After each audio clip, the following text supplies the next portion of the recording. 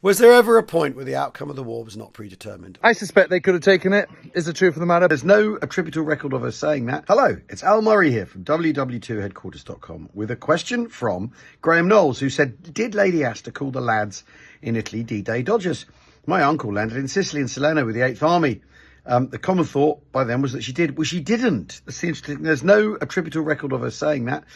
It mutates into a song that people sing towards the end of the war, I think in a sort of ironic style.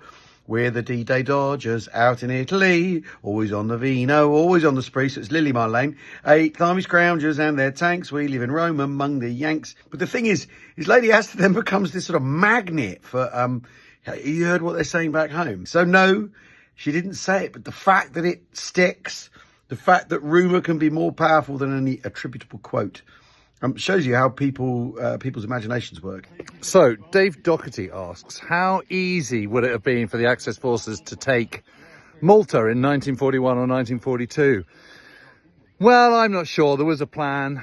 They were going to drop lots of paratroopers there, but the amphibious bit, Hitler wanted nothing to do with. You know, there was a choice. Do I go into Crete? Do we go into Malta? That he chooses Crete, I think mistakenly, it has to be said. But, you know, they don't have any landing craft. They do have lots of paratroopers, which obviously they deploy on Crete. I suspect they could have taken it, is the truth of the matter, because defences in Malta are much better in 1941 than they were in 1940. I think on balance, they probably could have done if they'd really, really gone for it.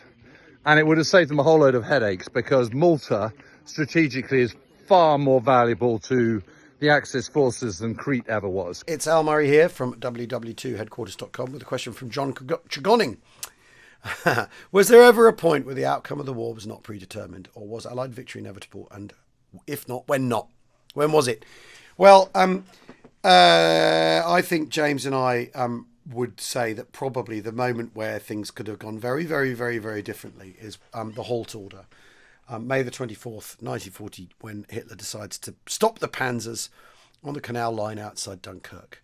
Had the BEF fallen to the Germans, had the 400,000 men still in France gone into the bag and had been effectively hostages for the government, I think we'd be looking at that war would have ended. That European conflict would have ended. Then the outcome of the war that would follow that, because there would have been something against the Soviet Union, I think, led by the Germans at some point. Maybe Barbarossa with British soldiers involved in it. I mean, who knows?